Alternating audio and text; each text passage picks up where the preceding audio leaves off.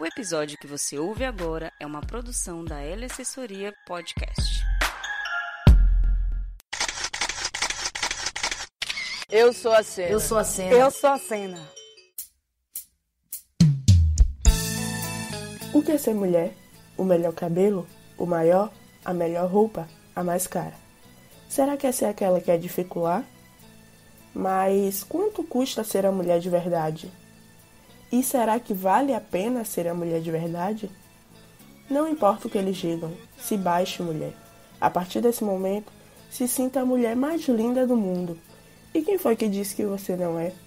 A partir desse momento, saiba que você é capaz de ser quem você quer ser. Então seja essa pessoa. Seja quem você quiser. Seja uma mulher de verdade.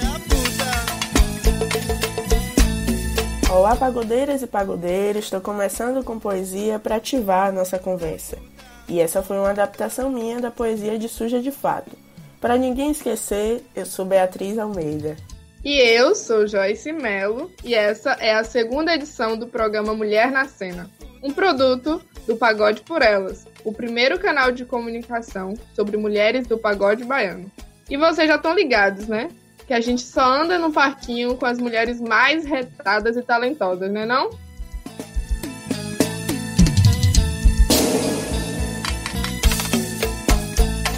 Antes de qualquer coisa, se ligue nas novidades, Pivete. O podcast mais pagodeiro do Brasil agora tem parceiros importantíssimos. A L Assessoria Podcast vai distribuir nosso conteúdo para todas as plataformas possíveis e imagináveis. E devido ao período de quarentena que fomos submetidas, assim como todo o país e boa parte do mundo, esse podcast está sendo gravado online, nas nossas casas, então já vai desculpando aí qualquer ruído no áudio ou qualquer coisa desse tipo. Além disso, teremos produção mensal e você vai poder esperar ansiosamente por cada edição. E cada vez que divulgarmos no Instagram e no Twitter, vamos abrir um espaço especial de sugestões para você. Então usem, pagodeiros. Então, vocês têm algum palpite sobre a convidada de hoje, família? E o tema que a gente vai abordar com ela? Se ligue. Para não dizer que eu sou ruim, eu vou soltar uma dica e eu quero ver quem vai pegar a ref. Paulino Paredão. E aí? Agora você já tá na visão, né, cria? E quem não estiver, vou logo avisando. Tá reprovado na matéria Atualidades do Pagode Baiano. Minha filha, é isso mesmo que você está pensando. Nós vamos conversar sobre um tema muito pertinente com essa mulher revelação do pagode baiano. Pede pro maloca dar murro na sua costela. É só uma brincadeira, diga. Vai machucar ela. Chama a travesti. Para nós, o mês da mulher é de janeiro a dezembro. Com a gente não tem essa de 8 de março. Então vamos bater uma bola com a Travestis sobre a construção da feminilidade e as questões que rodeiam essa temática ainda tão sensível para nosso país.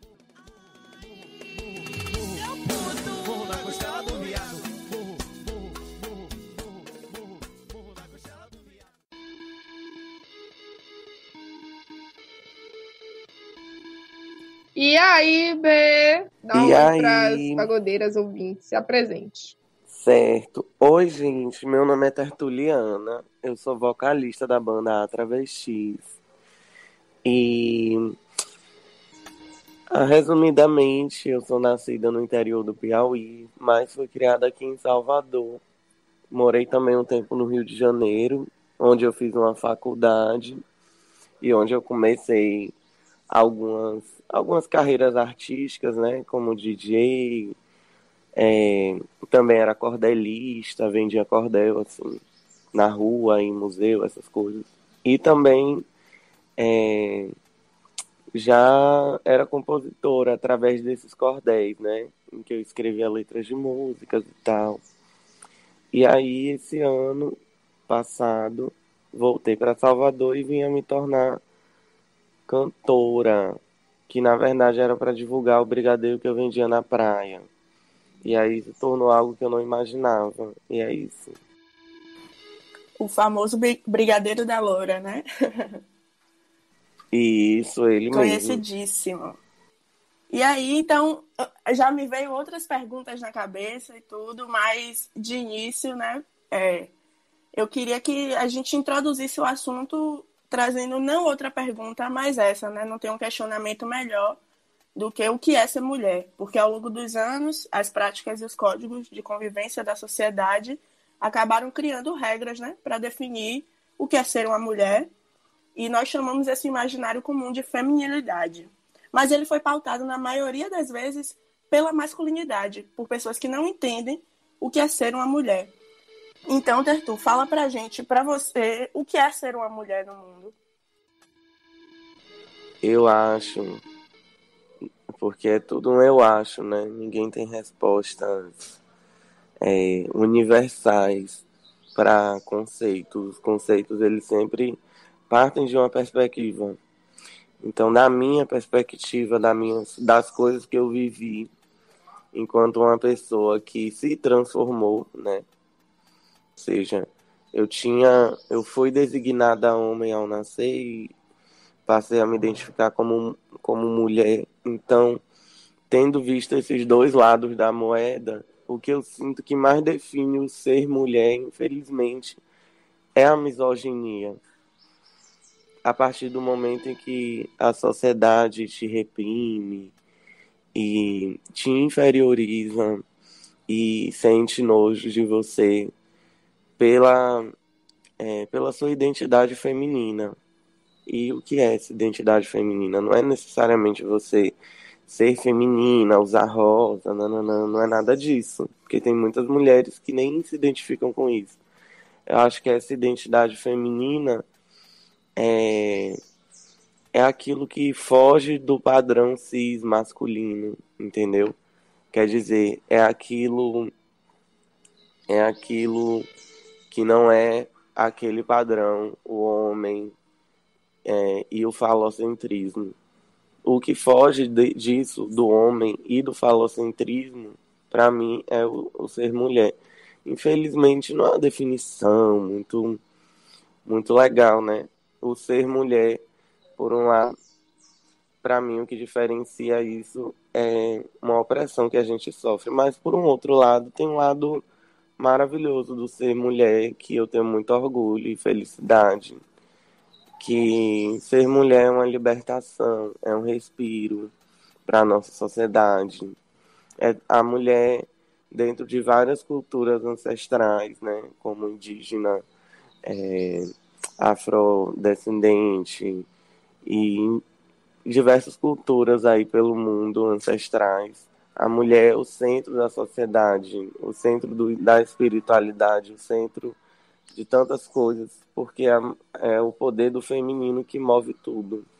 Então, por um lado, né, a gente vê essa definição aí tão triste, mas por um outro lado, é lindo ser mulher e a gente tem que estimular as meninas, né, a se amarem, apesar de tudo isso. Que massa, velho. Muito foda essa sua percepção e reflexão sobre ser mulher, né? E ser uma mulher trans, eu acho que é mais barril e tá anexado com várias situações vividas por você na sua experiência enquanto uma mulher que se transformou. Então, eu queria que você falasse como foi para você lidar com as expectativas, né, do que é ser uma mulher e as dificuldades para construir essa mulher que você é, né, uma mulher trans. Então, a mulher trans na nossa sociedade muitas vezes nem é vista como mulher, né?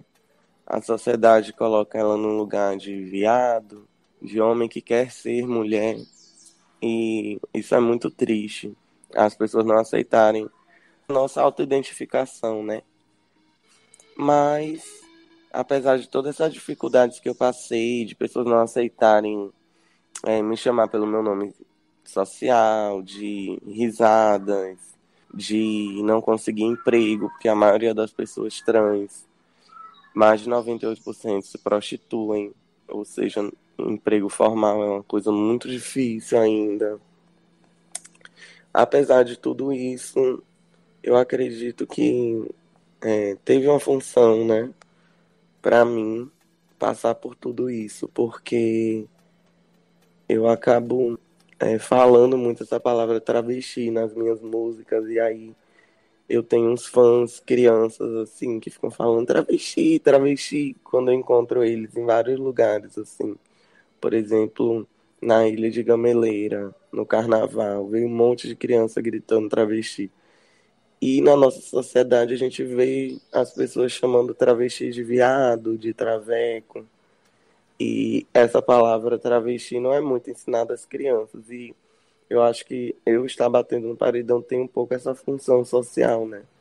Então, apesar de tudo que eu passei e que muitas outras trans também passam, a gente muitas vezes provoca uma mudança na sociedade. Isso é super gratificante. O que eu percebo é que é sempre mais barril pra gente, mulher, enquanto mulher, nesse mundo que é coordenado pelo homem, né? Pelo homem branco, especificamente. Mas não é porque a caminhada é dura que os retornos são impossíveis, né? E o sucesso da Travestis é um ótimo exemplo disso, na minha percepção e na percepção do Pagode por Elas no contexto geral. Tamo junto com você e é isso aí.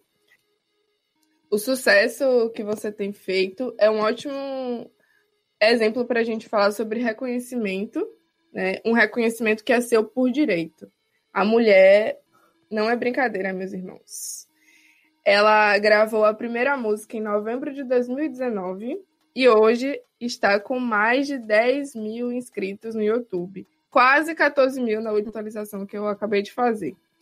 E as suas músicas estão batendo mais de 100 mil visualizações, sendo que Murro na Costela eu vi que já está com quase 1 milhão.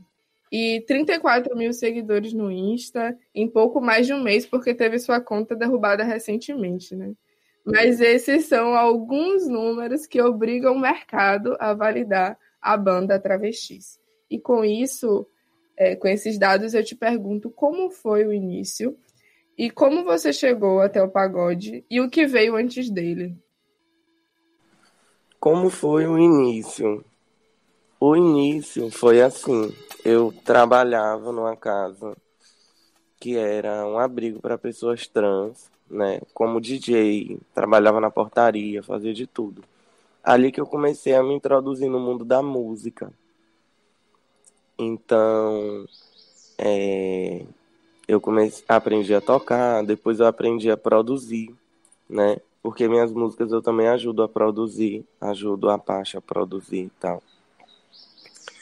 Então começou muito como DJ de funk, eu era DJ de funk lá no Rio de Janeiro. Mas eu sempre trazia referências do pagode, porque tanto o Piauí quanto a Bahia, os locais de onde eu me identifico, né? Onde eu nasci, onde eu morei, o pagode é o ritmo que predomina. E no Piauí é chamado de swingueira e chiola, né? Tem esses dois nomes no Piauí. Daí, pra mim é muito importante, sempre foi muito importante o pagode, mas eu nunca tinha tido lá a oportunidade de gravar nada de pagode, até porque a produção de pagode é um pouco diferente da produção de funk, que é bem mais fácil. Você, com um aplicativozinho, produz. Então, quando eu cheguei aqui, eu comecei a vender brigadeiro e eu queria fazer uma música para divulgar, né? Eu disse, vou jogar uma música na internet, aí eu passo, os clientes vão dar a música, que eu vou dizer, entra aí nesse link e tal, e bota a minha música. E eles vão ouvir, olha o brigadeiro da Loura, e vão automaticamente comprar o meu brigadeiro. Esse foi o meu objetivo quando eu gravei minha primeira música, Ele Senta em Cima da Prostituta. Quando eu gravei essa música, eu não imaginei o sucesso que ia fazer. E a partir disso, foi crescendo. E aí eu perdi a conta, né? Meu Deus, eu nem imaginava que a motivação inicial tinha sido o Brigadeiro da Loura pra música. Eu acompanhava já suas listas, né? No Spotify, não. No SoundCloud. No SoundCloud. Eu achava o máximo as tiradas que você tinha, né, entre uma música e outra. Achei muito inovador, inclusive o discurso que vem antes de Vai Cavala, do poeta. É incrível demais. Depois escutem, gente, lá no SoundCloud. Ela faz uma playlist muito, muito massa e faz umas tiradas incríveis. Mas, assim, eu ia perguntar justamente sobre ele, sobre o Hit, né? Antes disso, eu digo que eu tenho muito respeito e admiração pela sua caminhada. E foi a primeira música lançada, bateu 150 mil visualizações muito rápido. E o público merece saber, né? Derruba aí a masculinidade desse povo na mesa. Me conte sobre a história por trás desse hit, o que aconteceu pra você realmente... Dessa música? Menina, essa música, na verdade, ela foi divulgada, foi quase sem divulgação, que ela bateu esses 150 mil. Mas assim, não tem história por trás, então foi só a questão mercadológica mesmo pra vender o brigadeiro. Sim, essa música, ela foi gravada contando um pouco da minha história, né? Porque eu já me prostituí durante algum tempo, tanto que eu botei minha prótese através disso, né? De um dinheirinho que eu tinha guardado, aí eu complementei. E ela conta muito essa história, né? Colocar o macho como passivo e tal. Eu sempre tive essa vontade. Isso também outras pessoas fazem, tipo a MC Carol faz. Eu vou comer seu marido, não sei o que. Eu acho isso maravilhoso. Aí eu disse, eu quero fazer uma música nessa vibe, nessa pegada. E eu gravei a música para poder vender brigadeiro mesmo. Sem produtor por trás, né? Assim. Mas você viu uma referência e quis também fazer Sim. Da mesma forma, né? Amor, me diga aí, porque, como eu tinha falado anteriormente, o Instagram, ele derrubou a sua conta, né, recentemente. E em tempos em que o digital vale tanto, né, que muitas vezes é a principal forma de divulgar e vender o seu trabalho, conseguir os corres e os jobs e tal para fazer. Eu queria entender, assim, como foi, como você se sentiu, o que de fato ocorreu e se você está tomando, né, e quais os cuidados que você tem tomado agora para que isso não volte a ocorrer. É a baixaria da gata, né? Ficar mostrando a prótese, coisas assim. Que antes, como não tinha tanto alcance, as pessoas não denunciavam. Só que aí depois as pessoas passaram a denunciar. É aquela velha história. As travestis, elas são indomáveis. A gente mostra mesmo o corpo como um protesto, entendeu? Só que aí não dá pra fazer isso no Instagram, infelizmente. Você tá tomando algum cuidado agora? Tô. Quais cuidados que você tá tomando? Cuidado é não falar certas coisas, tanta baixaria, não mostrar tanto o corpo, entendeu? Nu. O corpo coberto, sim, mas o corpo nu, assim, tipo, mostrar a marquinha, não, certas coisas, não pode.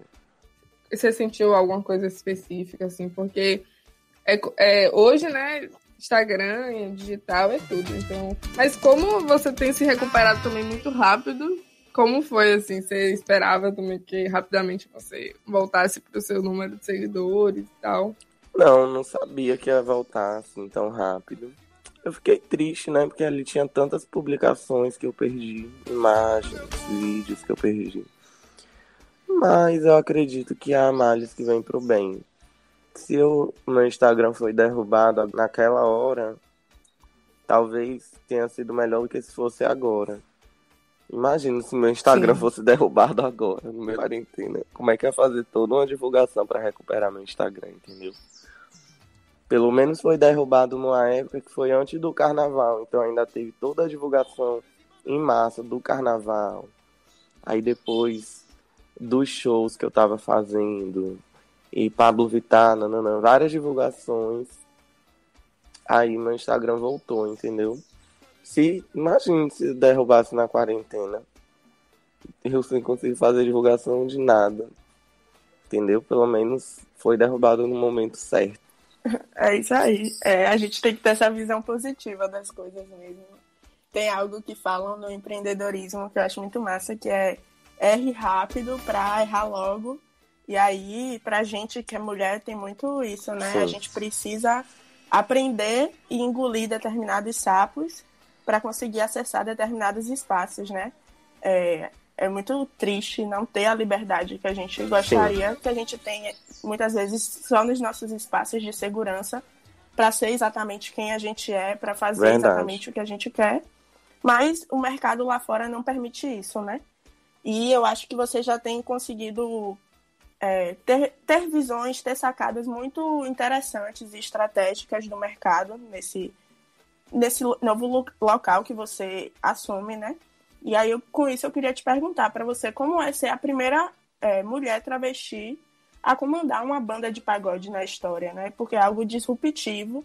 Nós temos nomes que vieram antes de você, né? Como o Léo Crete, mas ainda não enquanto comandante de uma banda, né? E com isso, muitas outras coisas vêm. Por exemplo, essa queda do Instagram é uma das coisas que a gente pode citar, entre outras, né? Dificuldade com os produtores, enfim. Queria que você falasse um pouco desse processo de ser comandante de uma banda, né? Estar à frente de uma banda.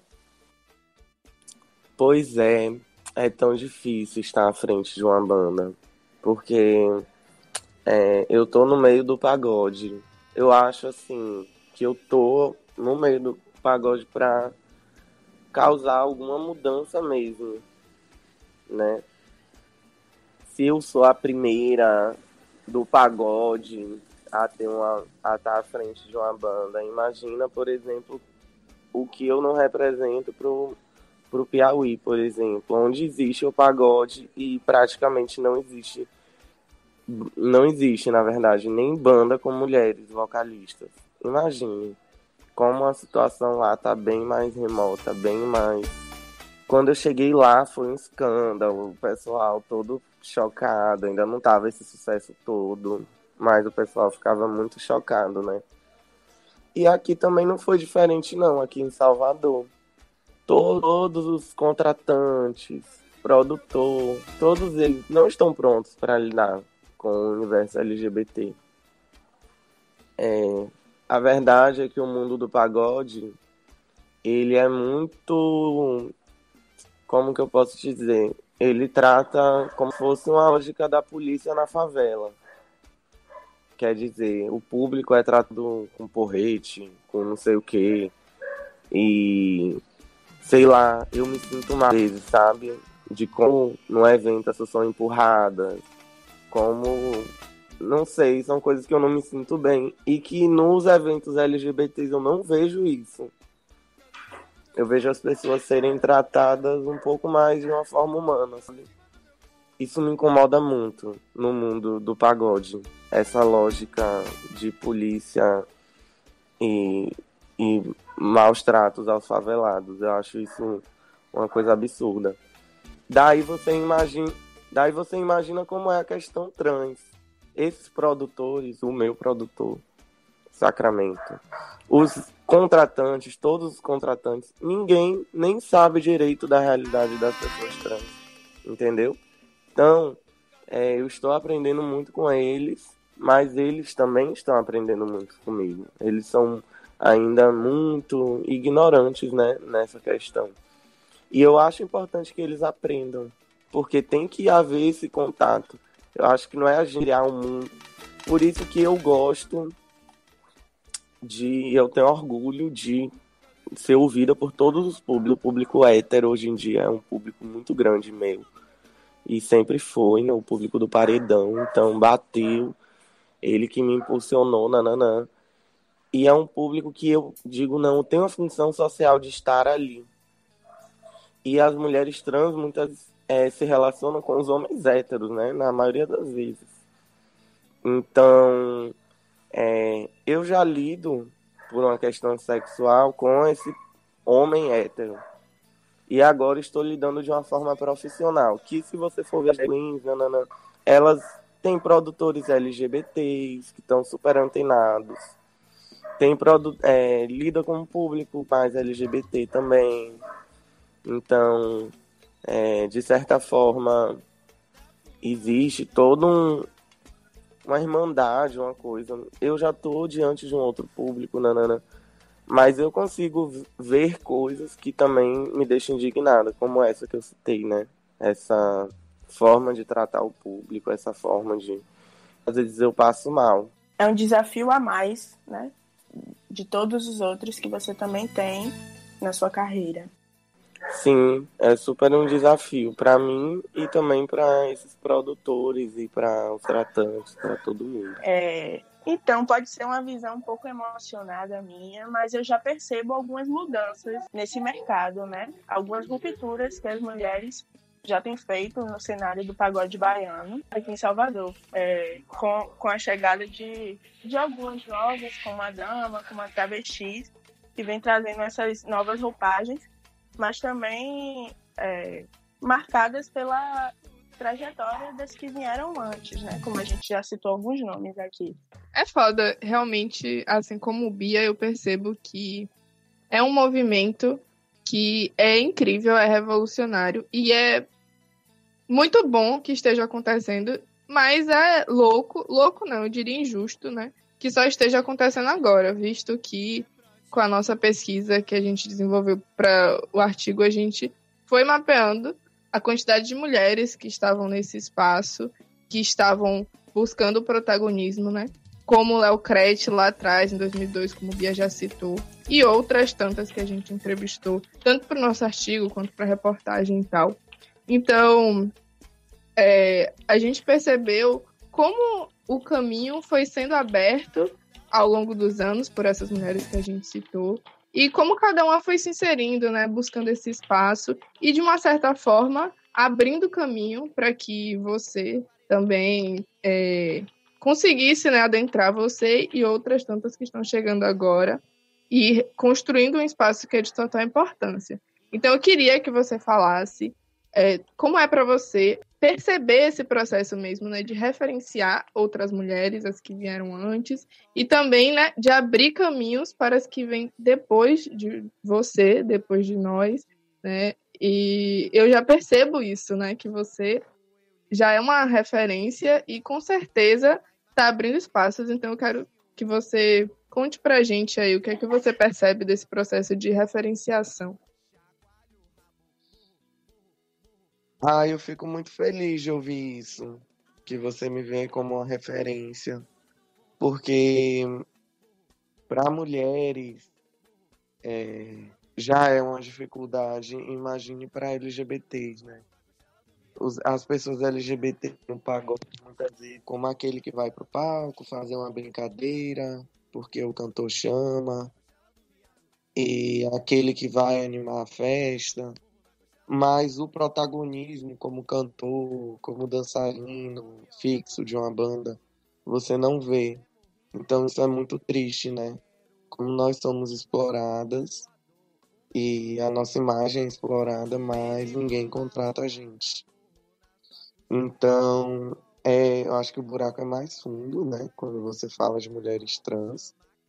E também tem a questão das mulheres, que eu acredito que no pagode existe a figura da mulher como backing vocal. Não que isso seja ruim, mas essa permanência, né, do homem como vocalista, a mulher como backing vocal, é algo a ser reparado, né, no mundo do pagode. Por quê? Porque é o nome do cantor que tá lá em primeiro lugar. É o nome do cantor que de certa forma centraliza e a mulher tá ali para gemer, entendeu? Não que isso seja uma regra, mas não é parte da lógica desse sistema aí que foi criado, né, nessa música. Então isso é uma condição social da mulher, né? A mulher não é a dona de uma produtora. A mulher, ela é esposa de um dono de uma produtora. Ela não é a dona de uma produtora solteira ou lésbica, não. Então a gente ainda vê as mulheres sempre associadas à figura de um homem. Isso é algo que eu acho maravilhoso. Por exemplo, da Dama, de já vir enquanto mulher lésbica, mesmo que isso não apareça tão forte assim nas músicas como aparece comigo a questão LGBT. Mesmo assim, eu acho que só de ela ser ali aquela mulher que ela é, inclusive sendo uma mulher negra, tudo isso é muito importante.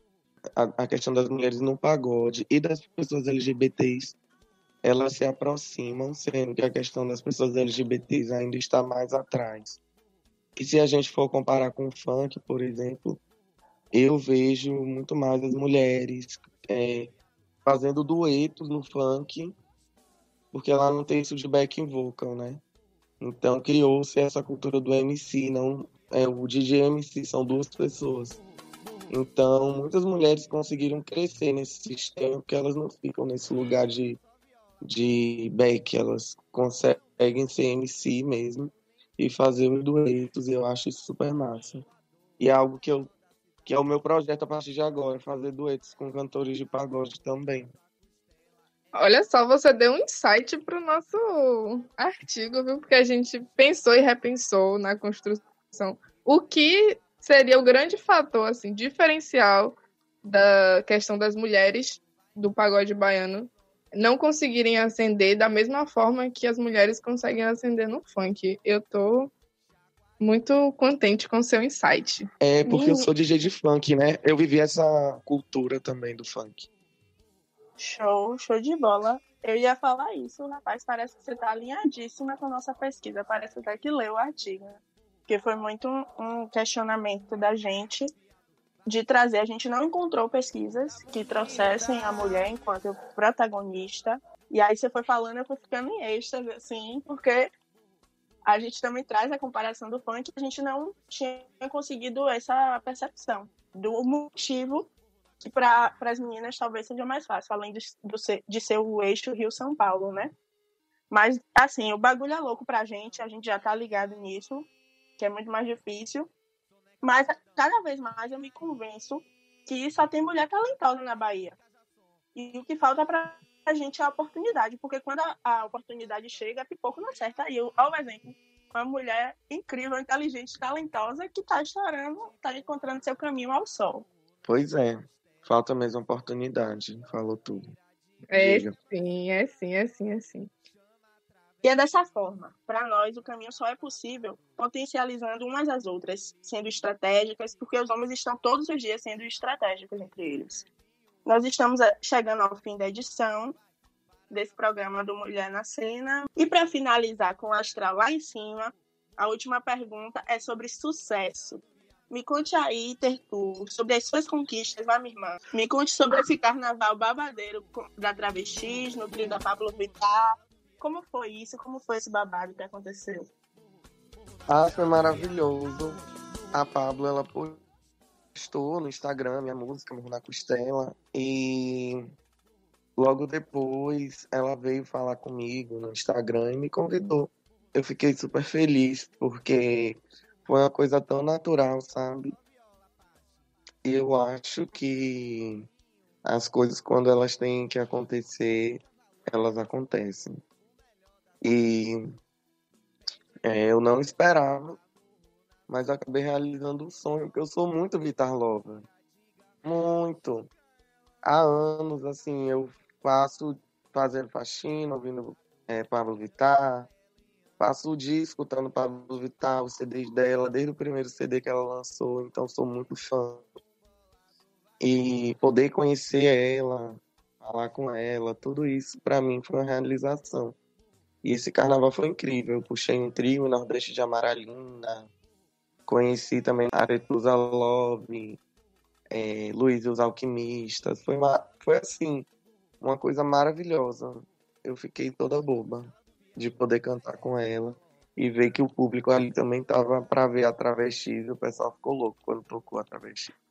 Antes da gente se despedir, porque nós já estamos chegando ao final, nós vamos iniciar um quadro aqui, totalmente inédito. A gente vai fazer aqui, vai ser os primeiríssimos a inaugurar, e a gente vai deixar boas indicações pagodeiras para os nossos ouvintes consumirem enquanto aguardam a próxima edição, que vai ser daqui a um mês, que a gente vai lançar um outro podcast. E aí a gente sempre vai começar por uma indicação da convidada. Então, eu queria muito que você desse alguma indicação de um vídeo, uma música, um documentário, um texto, o que você achar mais conveniente, o que você gosta de consumir no meio do pagode, e falar um pouquinho por que você está indicando isso. Bom, eu vou indicar aqui Gozou Rápido, da Ninfeta, que também é uma mulher trans, que gravou recentemente esse pagode, assim, um pouco depois de mim. Ela veio e gravou Puff lá com a Paty também. E pra mim isso representa muito. Ver que outras também estão aí ocupando, gravando, investindo nisso, acreditando nisso. Bia, você tem alguma indicação pra gente hoje? Eu vou indicar a nova música de Nininha Problemática, que é Bumbum de Metralhadora, que ela lançou recentemente, acho que tem 5 dias. Uma produção incrível, uma produção independente, com direção de Edgar Azevedo, um fotógrafo, um videomaker incrível daqui de Salvador. Eu vou fazer... a música da Nininha é tudo. E essa música, eu que presenteei a Nininha com essa letra dessa música, a gente compôs juntas, foi muito massa. Gente, um trabalho que eu amo. Tudo! Amei! Tudo conectado, isso é tudo. Sim. Eu vou fazer a linha editorial e vou indicar justamente a playlist Por Elas, que está disponível no nosso canal no YouTube, Pagode Por Elas. E espero que vocês ouçam. E quem se sentir à vontade para gravar um vídeo dançando alguma das músicas que estão na nossa playlist, inclusive tem músicas, obviamente, videoclipes da Travestis, nessa playlist, marca a gente que a gente vai postar a qualquer momento. E aí? Então é isso. Pagodeiros e pagodeiras, com essas indicações incríveis, a gente já vai se despedindo. Eu sei que vocês vão ficar tristes, né? Mas podem aguardar que mês que vem a gente volta. E eu queria mandar um salve para todas as mulheres que me inspiram, que estão sempre comigo. Minha mãe, minha avó, minhas amigas antigas, as mais íntimas, as recentes. Eu sou feliz demais de caminhar ao lado de mulheres potentes e poder comemorar a existência de cada uma de vocês, cada uma delas. Um cheiro, pagodeiras. E agora, Tertu, se despede aí também do pessoal, lança seu jabá, dá sua ideia. Obrigada, gente, pela entrevista. Beatriz e Joyce, vocês arrasam. E queria agradecer também a todo mundo que tem me acompanhado, que tem curtido o meu som. E é naquele speak, um beijo da Travestis. Chegou a Travestis, o terror dos bofe. E aí? Ai, eu amo demais, gente, sou apaixonada. Então é isso, família. Se você ainda não conhece, siga nas redes sociais, @Pagode por Elas e o @ da Travestis, né, gente? E veja a reportagem no leamais.ba. Eu me despeço também, deixando minha admiração por todas as mulheres potentes que me cercam, especialmente a Beatriz, que está dividindo essa realização comigo, e a esta convidada que nos inspira a repensar o feminino e nos provoca a agir todos os dias com mais respeito e empatia. Até a próxima, pagodeiras e pagodeiros!